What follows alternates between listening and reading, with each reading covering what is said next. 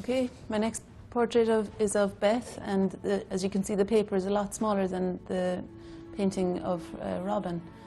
It's probably less than half the size, so I'd imagine that this will probably go a little bit quicker for me. Now, already I'm visualizing where her head will be on the page, again, just so that I can see my mind's eye what it might end up looking like.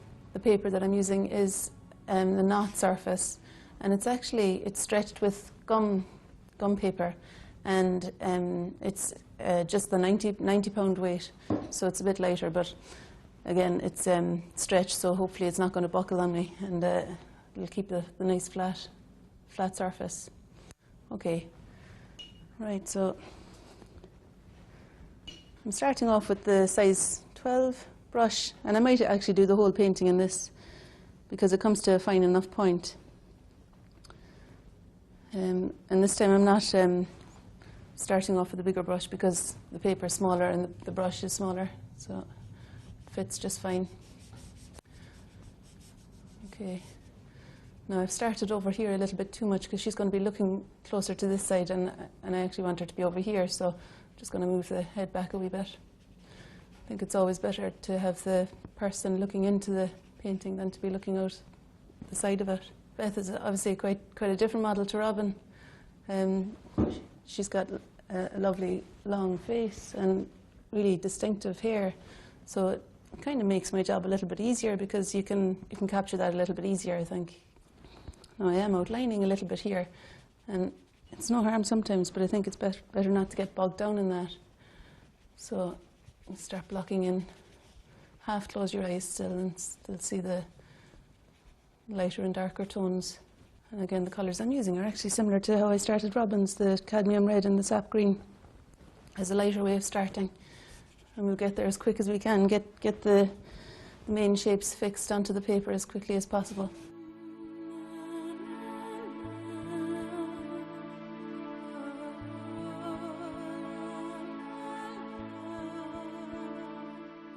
And I think as you gradually look at a person, you will begin to notice slight little changes of colour, and you know, where you once might have thought it was all pretty much the same shade along here, it's actually, when you look a little bit more closely, you can see that there's tints of green and lots of different colours that you can incorporate into the skin tone.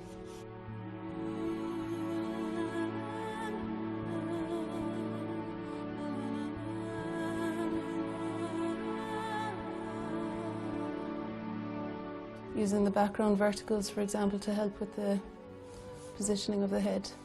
This line here ties in almost with the line of the jacket.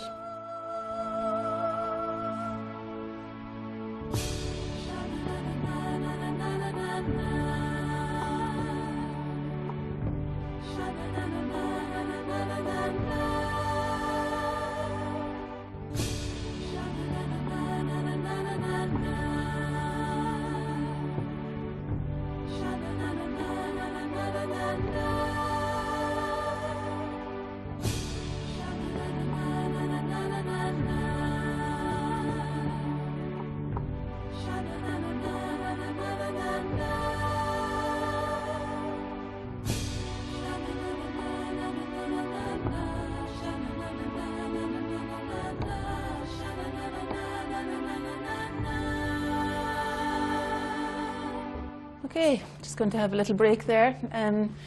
So as you can see, what I've done so far is to fix the main shapes down first. So we've got the shape of her head and the curve of the side of her face, and then I've just tried to be quite loose about blocking in areas, but as it's a smaller piece of paper and I'm using the smaller brush, I'm not working quite as loosely as I had been on the bigger painting, which is fine. It just means that you do have to be a little bit more diligent about every mark that you do make. So now that, especially now that I've started using some darker tones, this is when the lines that you do are critical. So it is important that you concentrate and faithfully observe before you record the lines that you've just been looking at. I've used touches of green and purple in places because as I do see a touch of kind of a sap green or kind of a grassy green on her cheek here and just under her lip. So I'm just going to carry on now and do a little bit more of the drawing to clarify some parts of this side of the face, because this side of the face has been painted quite clearly. So I think I need to use the same depth of tone over here. Okay, so I'm going to mix the Van Dyke brown with the ultramarine blue, and each time I look at Beth I can pick up on more information, so it's important to keep looking all the time. That's where the information's coming from. And just like with Robin's portrait, I'm redrawing all the time. There's always new marks going down, so you still have to concentrate as much as when you first put a mark on the page. I think at this stage it would be no harm to block in some of the background. I think it's a good idea at this stage to build up all parts of the painting. Okay, so I'm mixing a bit of yellow ochre with that alizarin and some green. I think it was the Viridian green. Okay, just to fill in the screen behind. To do some more shades in the hair, so I'm just going to put a touch of Viridian with that red that's already on the palette. Sometimes you just use what's there in order to quickly transfer what you've seen. The risk with using dark colours at this stage is that you're going to paint down the dark colours over an area that needs to be kept really light. But even that isn't such a huge thing, because you can always dab it off with water and the tissue. Beth, could you tilt your head so that your right eye comes up higher? Do you know what I mean? Teensy bit, yeah, that's it. Just lifts your right eye up a bit. If you find that the sitter has moved significantly in something that's important to you, don't be afraid to say to them, would you mind tilting your head back a little bit that way, or so on. Now, I wouldn't encourage this all the time. I think it's important to make adjustments as you see them. But sometimes it's worth, instead of redrawing over and over again the same angle, or different angles of the same thing, just say, tilt your head this way or that way, and make sure that it's how you want it. Okay. Now I'm wanting to be a bit more courageous in the face, I think, with some more colour. Go a little bit deeper in the tones here, I think. And all the time, whatever colours you're using, you're modelling the face. You're describing the bumps and the hollows of this particular face.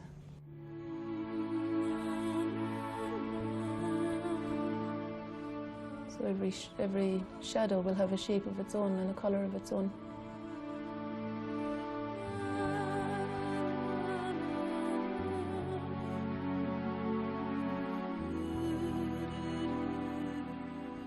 And remember to keep scanning over the whole thing, always looking at every part of it.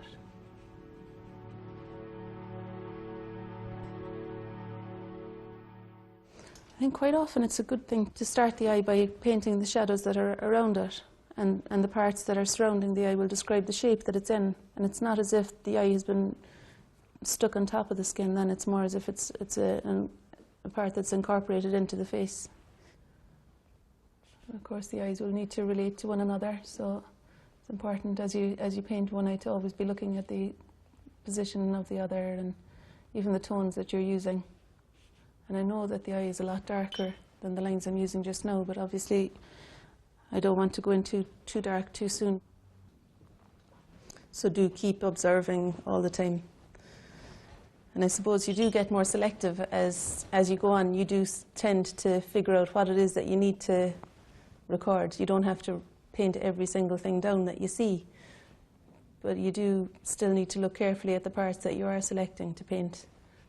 I think after a while it does become subconscious, and you do fall into a way of working. If you draw and paint regularly, you kind of tend to figure out how to go about it without it having to be a conscious thing.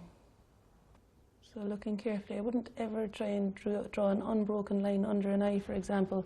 Every part of the line can be done with little straight marks, and constantly checking that it's the right mark that you're making.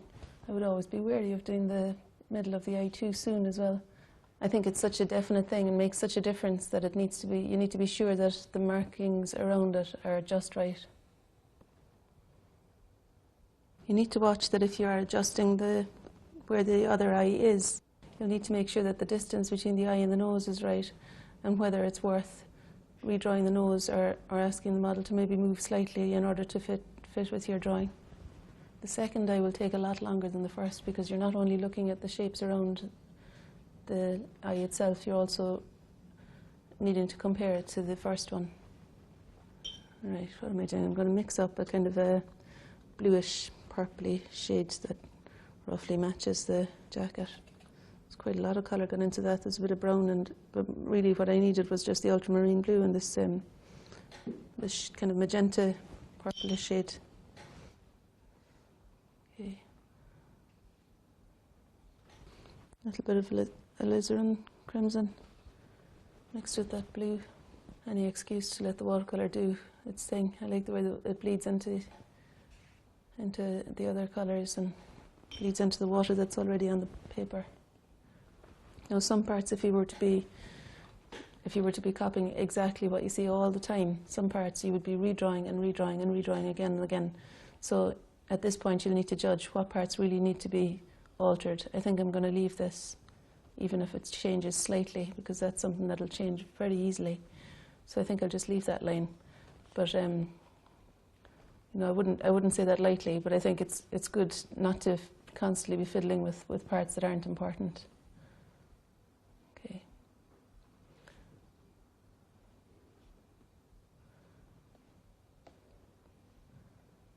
Yeah, I'm going to tackle that other eye now.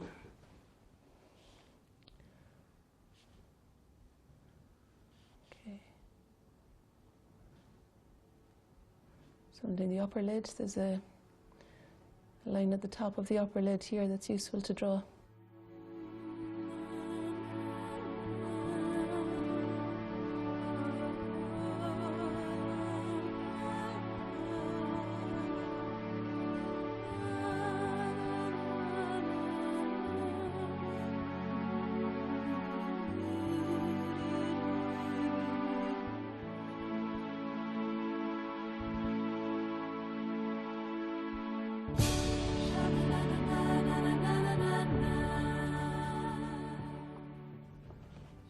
Just adding a wash over the eye sometimes can integrate it a bit better with the rest of the face and stop it from looking as if it's just perched on top. I'm going to try and do the same with this one over here. Okay, colour I'm using is one of the kind of grey tones. Again, it's pretty much just the ultramarine blue with the Van Dyke brown. Okay, so I'm going to just heighten the contrast in some parts of the face as I'm waiting for the other eye to dry so that I can redraw over it. It's not actually that dark, but I think it's important to distinguish from the face where the hair falls. So I'm exaggerating the tone of that a little bit there and here. Maybe I could do with a little bit of darker colour down here, the shadow here. And I think some indication of skin tone here would be good.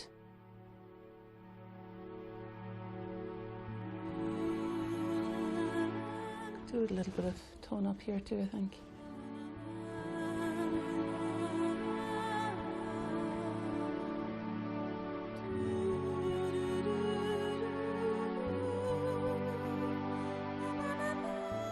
Just finishing off some parts of the jacket here before heading up to do a bit of that eye.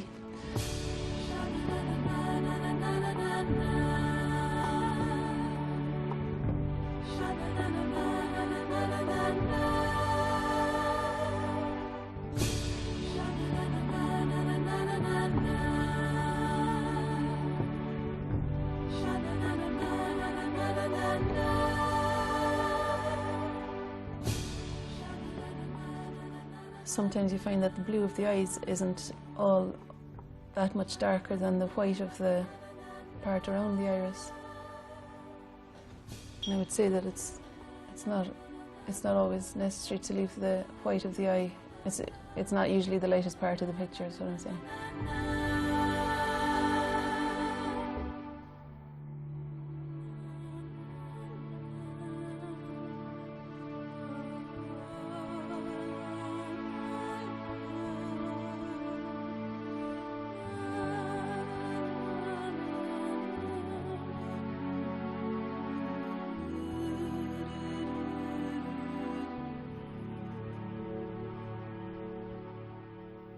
over the last 20 minutes or so, I've been kind of trying to loosen the picture up a little bit again and make it a little bit more painterly.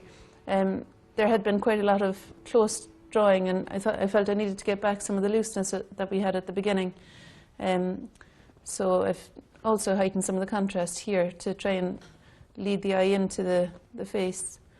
And now this is the time when you can become more selective and start looking more at the painting than at the person, really. It's coming more from you towards the end than from the model, I suppose. And you're maybe looking at how the composition is going to work. So there's nothing that's distracting you from the face. It's going to get rid of the white up here as well. You could always, like, quite often I've seen people using a mount board, a mount, you know, to just place it around the face and see how it looks. So you could always cut off a little bit around the edge of the painting anyway, if you felt there was too much space at the top and at the side. I think I would cut in a little bit here because there's such an area of white. And the other thing you could do, of course, would be to just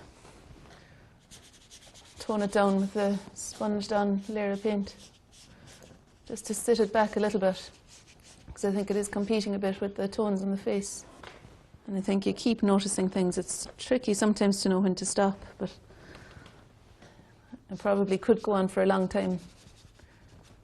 And I would like to actually layer more again and again over the skin tones here, but I think, you know, for the purposes of you know, for a couple of hours, it's not a bad job. Okay, I think I'm going to leave it there actually. So I might want to just say a couple of things that I've done over the last while. Now that I was sure enough of where the features were placed, I was able to be a bit more confident then about putting some more watercolour effects over it, like see how the lips here have a little bit of a line, or kind of a water mark around them, because I kind of laid the colour in over I laid some water in over the colour, so it left a little edge. And you know, you can be a little bit more adventurous then with the paint once you know where everything is placed. And I do like to try and, like, these areas here aren't probably as dark as I've painted them. It's just that I think it helps to introduce your eye into the face, and then this hopefully takes your eye back out again. I mean, it's not too contrived. It's not as if there was a major plan to have this particular composition, but I think once you finish your painting, it's a good idea to just towards the end have a look and see, is your eye being directed where you want it to go? And if it's not, these little dark lines are always quite helpful. And I would avoid putting sharp contrast somewhere like the back of the head here, because that'll only make that come forward. You're wanting that to sit back a little bit, and the face to be the part. And even here is still a little bit, it's coming forward a little bit too much. So although this is catching the light, I'm just dulling it down so that this isn't the part that you look at. That isn't the part that your eye is drawn to. The same here. And that's Beth's portrait finished.